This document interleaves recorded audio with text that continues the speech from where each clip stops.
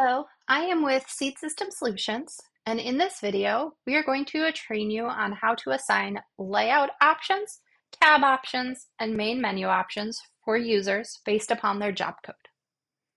If you do not see any of the options referenced in this video today, please contact an admin user within your organization for assistance. To assign these layout options, you're going to go to System Settings from the main menu. And once in System Settings, you'll select Security.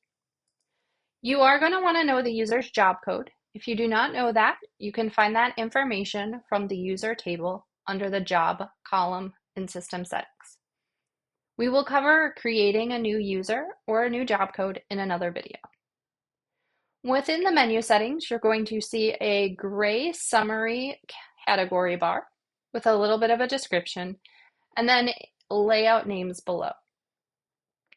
To give users access to the layout, they would need to have their job code checked for that layout. To remove access, you would just unselect it. There is a hierarchy built in within the setup, and an example of that falls within the main menu navigation, such as these reports. The user must see the option for reports within the main menu.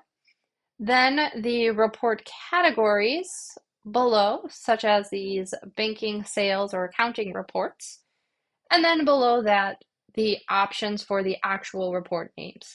If they don't have access to the options above, or the categories above, they aren't going to be able to see these report names, even if they have access to these reports themselves.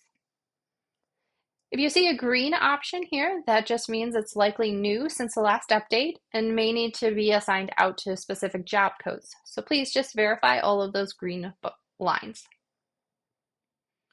Once you've assigned all the layouts, you can use the back logo to return to system settings or back to your dashboard. If you have any questions about Seed System Solutions, please reference our other training videos, email us at grow@seedsystem.co, or register for one of our free monthly Seed System Support Zoom meetings.